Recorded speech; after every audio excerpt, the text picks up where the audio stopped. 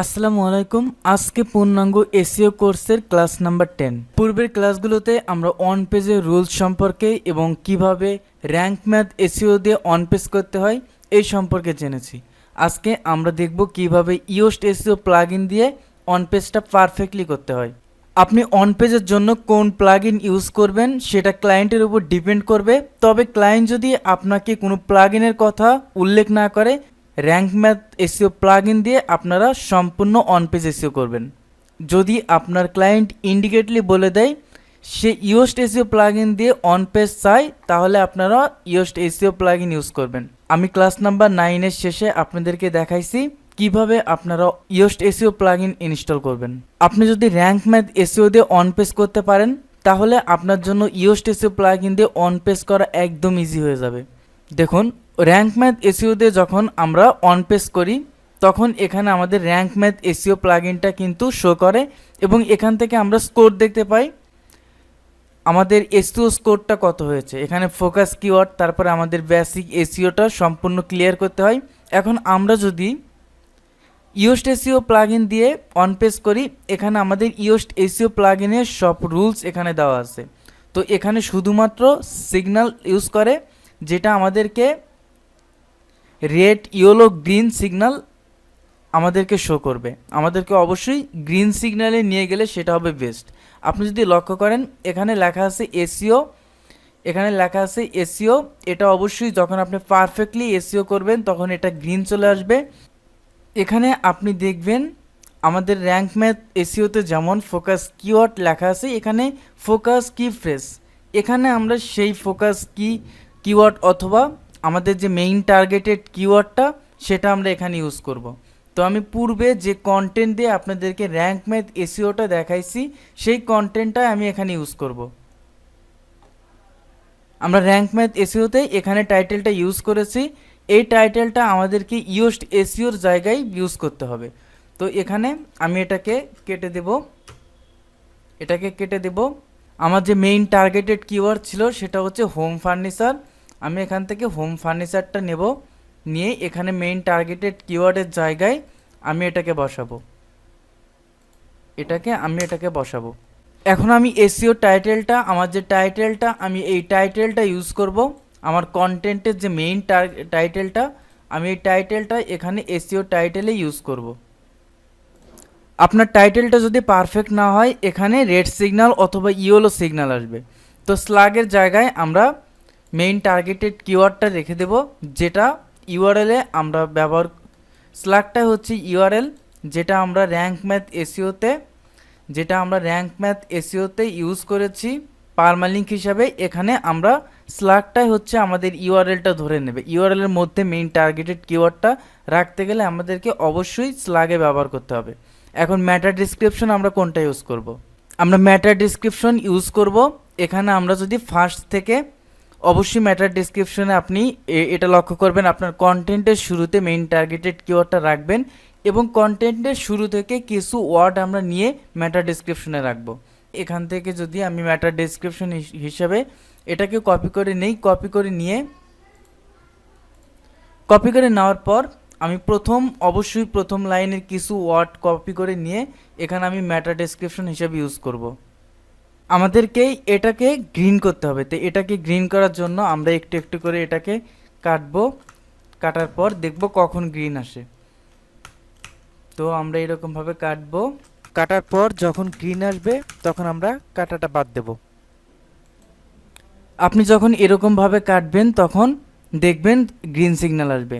এখন আমাদেরকে যে কাজটা করতে হবে, আমাদেরকে এসইও অ্যানালাইসিসটা যদি আমরা এটাকে গ্রিন করতে পারি, এখানে অ্যাংরি আছে, আমরা যদি এটাকে গ্রিন করতে পারি তাহলে আমাদের কাজটা কমপ্লিট। আমরা র্যাঙ্ক ম্যাথ এসইওতে যে রুলসগুলো ফলো করেছি সেই রুলসগুলো যদি আমরা সঠিকভাবে প্রয়োগ করতে পারি, এটাও আমাদের সেমভাবে কমপ্লিট হবে। দেখেন এখানে প্রত্যেকটা রেড সিগন্যাল আছে এবং ইয়েলো সিগন্যাল আছে, আমাদেরকে গ্রিন করতে হবে। তো গ্রিন করার জন্য আমরা র্যাঙ্ক ম্যাথ এসইওতে দেখেছি আমাদের ইন্টারনাল লিঙ্ক ইউজ করেছি, এক্সটার্নাল লিঙ্ক ইউজ করেছি। এখানেও সেম ইন্টারনাল লিঙ্ক আমাদেরকে ইউজ করতে বলেছে। No internal links appear in this page. আমাদের এই পেজে কোনো ইন্টারনাল লিঙ্ক নেই। তারপর আপনি দেখেন কিফেস ইন ইন্ট্রোডাকশন, আমরা র্যাঙ্ক ম্যাথ এসইওতে কন্টেন্টের শুরুতে আমরা আমাদের মেইন টার্গেটেড কিওয়ার্ডটা রেখেছি, এখানেও সেই জিনিসটাই সাজেস্ট করতেছে, your keyphrase or its synonyms do not appear in the first paragraph. তো আমাদেরকে প্যারাগ্রাফের শুরুর দিকে মেইন টার্গেটেড কিওয়ার্ডটা রাখতে হবে।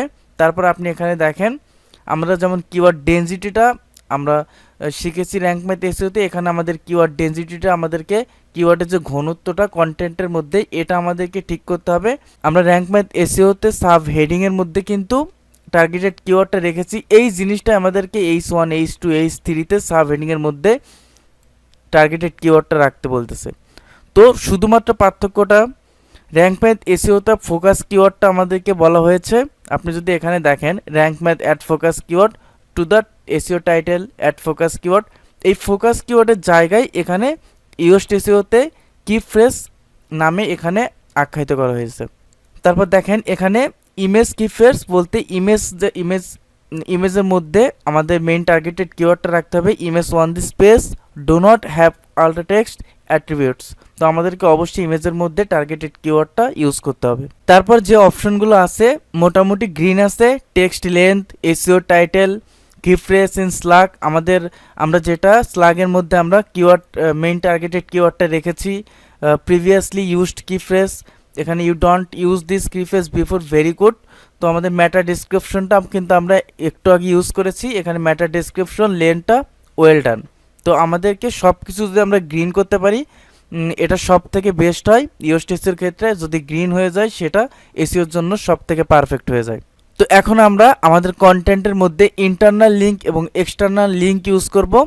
কন্টেন্টের শুরুর দিকে আমি এখানে যদি আমার ইন্টারনাল লিঙ্কটা ইউজ করি, এখানে আপনি একটু উপরে যাবেন, এখানে অ্যাঙ্কর টেক্সট আছে, ইনসার্ট এডিট লিঙ্ক, এখানে যদি ক্লিক করেন এখান থেকে আপনাদের যে মেইন ওয়েবসাইটের ইউআরএলটা এখানে আমি যদি এখানে আইও পর্যন্ত এটাকে কপি করে নেই, কপি করার পর paste URL or type or search, এখানে আমি যদি পেস্ট করে দিয়ে তারপর এখানে অ্যাপ্লাই করে দেই, এটা কিন্তু ইন্টারনাল লিঙ্ক হিসাবে ধরে নিয়েছে। তো আপনি যদি একটু নিচে আসেন এসইও অ্যানালাইসিসে যান, এসইও অ্যানালাইসিসে যাওয়ার পর আপনি এখানে দেখবেন এটা গ্রিন হয়ে গেছে, internal links, you have enough internal links, good job.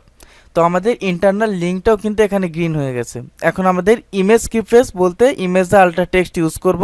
তো আমাদের মেইন টার্গেটেড কিওয়ার্ডটা হোম ফার্নিচার, এখানে যদি আমি যাই এখানে ইমেজে যদি ক্লিক করি এখানে এডিট অপশন আছে, এডিটে যদি ক্লিক করেন এখানে আল্টারনেটিভ টেক্সট, এখানে যদি আমি আমার মেইন টার্গেটেড কিওয়ার্ডটা ইউজ করি হোম ফার্নিচার,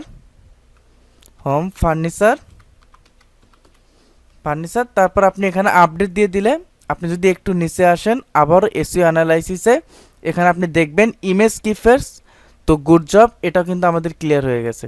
তারপর আমাদের তিনটা এখন রেড সিগন্যাল আছে, তিনটা এই রেড সিগন্যালের মধ্যে কি ফ্রেজ ডেনসিটি, যেটা আমাদের কিওয়ার্ড ডেনসিটিটা ঠিক করতে হবে।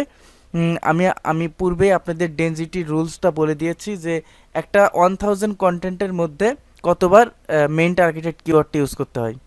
Your key phrase or it's synonym do not appear the first paragraph, তো আমাদের ফার্স্ট প্যারাগ্রাফের মধ্যে রাখতে হবে। তো আমাদের মেইন টার্গেটেড কিওয়ার্ডটা কি, মেইন টার্গেটেড কিওয়ার্ডটা হচ্ছে হোম ফার্নিচার। এই হোম ফার্নিচারটাকে আমরা কপি করে যদি আমরা আমাদের যদি আমরা প্রথম দিকে when you're here the word copy করে যদি এখানে আমাদের সেন্টেন্সটাকে মিল রাখবো, এখানে ফার্নিচার আছে, তো আমি ফার্নিচারের জায়গায় আমি যদি এটাকে হোমটা দিয়ে দেই, হোম ফার্নিচার, এটা কিন্তু কন্টেন্টের শুরুতে কিন্তু থেকে গেল। তারপর এখানে যদি আপনি আসেন এখানে নিচে যদি আপনি হেডিংগুলো দেখেন ডিফারেন্স বিটুইনে, এখানে যদি আমি হোম ফার্নিচারটা দিয়ে দেই এখানে কিন্তু হেডিংয়ের মধ্যে এটা থেকে গেল।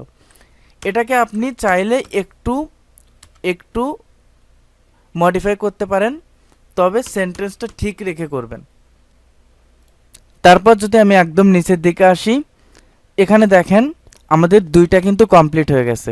এখন আমাদেরকে যেটা করতে হবে your key phrase or its synonyms do not appear in the first paragraph, first প্যারাগ্রাফের মধ্যে আমাদের যে মেইন টার্গেটেড কিওয়ার্ডটা নেই। তো when you hear the word, আমি যদি এটাকে কেটে হোম ফার্নিচার দেই, এটাকে কেটে যদি আমি হোম ফার্নিচার দিয়ে দেই, হোম ফার্নিচার, আমাদের শুধুমাত্র রুলসগুলো মনে রাখলে আমাদের এই টুলসগুলোই আমাদেরকে সব করে দেবে।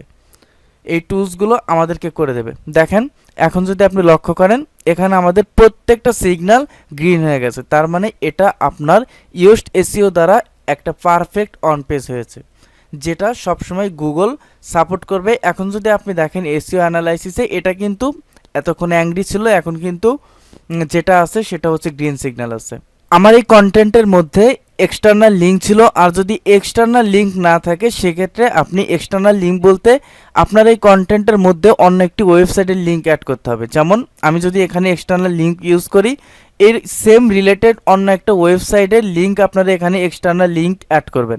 এখানে আপনি অ্যাঙ্কর টেক্সটে যাবেন, মনে করেন এখানে হোম ফার্নিচার এখানে আমি ইউজ করি হোম ফার্নিচার উইকিপিডিয়া। তো উইকিপিডিয়া থেকে যদি আমি লিঙ্কটা নেই, এটা হচ্ছে অন্য একটা ওয়েবসাইটের লিঙ্ক, যেটা হচ্ছে এক্সটার্নাল লিঙ্ক হিসেবে আমি ইউজ করব, অন্য একটা ওয়েবসাইটের লিঙ্ক ইউজ করব। এখান থেকে আপনি কপি করে আমি এখানে এটাকে এক্সটার্নাল হিসাবে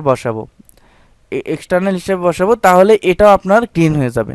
তারপর অনেক সময় দেখা যায় কিছু সময় আমাদের ক্ষেত্রে সব কিছু গ্রিন করা পসিবল হয় না। যদি কন্টেন্ট লেন্থ যদি আপনার ইয়েলো থাকে, এক্ষেত্রে আপনার করার কিছু নেই, কারণ আপনার ক্লায়েন্ট আপনাকে যতটুকু কন্টেন্ট দেবে ততটুকু আপনাকে ইউজ করতে হবে। কন্টেন্ট লেন্থটা যদি আপনি 700 ওয়ার্ডের উপরে ইউজ করতে পারেন সেটা সব থেকে বেস্ট হয়। আমি যদি আরেকবার ওভারভিউ করি তাহলে দেখেন আমাদের মেইন যে টাইটেলটা ইউজ করতে হবে, এবং টার্গেটেড কিওয়ার্ডটা অবশ্যই স্ল্যাগে ইউজ করতে হবে। তারপর আমাদেরকে ম্যাটা ডেসক্রিপশনটা ইউজ করতে হবে। যদি ম্যাটা ডেসক্রিপশন বড় হয়ে যায় সেক্ষেত্রে আপনি এটাকে ক্রপ করবেন যতক্ষণ পর্যন্ত না গ্রিন হয়। তো আপনাকে আরেকটা জিনিস অবশ্যই খেয়াল রাখতে হবে, ম্যাটা ডেসক্রিপশনটা অবশ্যই আপনারা কন্টেন্টের শুরু থেকে কিছু ওয়ার্ড কপি করে এখানে নিয়ে আসবেন। তারপর আপনি এসইও অ্যানালাইসিসে যাবেন।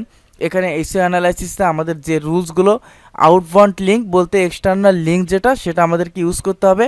ইমেজ কিফ্রেজ বলতে ইমেজের আল্টারনেটিভ টেক্সট আমাদেরকে ইউজ করতে হবে, ইমেজটা আমাদেরকে অবশ্যই ইউজ করতে হবে, তাহলে এটাকে গুড জব ধরে নেবে। ইন্টারনাল লিঙ্ক বলতে নিজের ওয়েবসাইটের লিঙ্কটা আমাদের কন্টেন্টের মধ্যে রাখতে হবে, এটা হচ্ছে ইন্টারনাল লিঙ্ক। তো কিফ্রেজ ইন ইন্ট্রোডাকশন ওয়েল ডান, এটা আপনাদের যে এরকম ইন্ট্রোডাকশন দিয়েছে সেই অনুযায়ী ব্যবহার করলে সেটা ওয়েল ডান হবে। কিফ্রেজ ইন এসইও টাইটেল, অবশ্যই আপনাদের মেইন যে টার্গেটেড কিওয়ার্ডটা আপনার এসইও যে টাইটেলটা আছে সেই টাইটেলটার মধ্যে অবশ্যই আপনারা শুরুতে ইউজ করার চেষ্টা করবেন। তো এখানে the exact match of the focus keyphrase appears at the beginning of the SEO title, good job.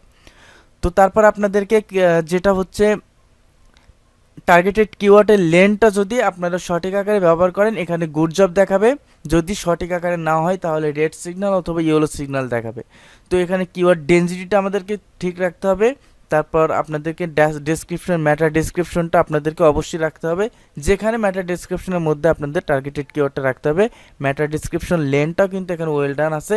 তো প্রত্যেকটা আমাদের SEO title, SEO text length, তো টেক্সট লেন্থের ক্ষেত্রে আপনারা আপনাদের যদি ক্লায়েন্ট থাকে ক্লায়েন্টকে সাজেস্ট করবেন অবশ্যই 700 অথবা 800 প্লাস 1000 অর্ডের মধ্যে যদি হয় সেটা হবে সব থেকে বেস্ট। এভাবে যদি কোনো ক্লায়েন্ট ইন্ডিকেটলি বলে দেয় ইয়োস্ট এসইও দ্বারা আপনাকে অন পেজ পারফেক্টলি করতে হবে, আপনারা সেম প্রসেসে ইয়োস্ট এসইও মাধ্যমে এভাবে আপনারা 100% পারফেক্ট একটা অন পেজ করতে পারবেন। আপনার গুগল র্যাঙ্কিংয়ের ক্ষেত্রে অন পেজটা অনেক বেশি ডিপেন্ড করে। আপনার অন পেজটা যদি পারফেক্ট হয় সেক্ষেত্রে আপনার গুগল র্যাঙ্কিংয়ের ক্ষেত্রে অনেক সুবিধা হয়। প্রত্যেকটা ক্লায়েন্ট চাইবে আপনার প্রত্যেকটা পয়েন্ট যেন গ্রিন সিগন্যাল থাকে। বিভিন্ন সমস্যার কারণে ক্লাস নাম্বার 10টা আমাকে পাবলিশ করতে একটু দেরি হলো। আশা করি নেক্সট থেকে আপনারা নিয়মিত ক্লাস পাবেন। আজকে এই পর্যন্তই, সবাই ভালো থাকবেন, সুস্থ থাকবেন, আল্লাহ হাফেজ।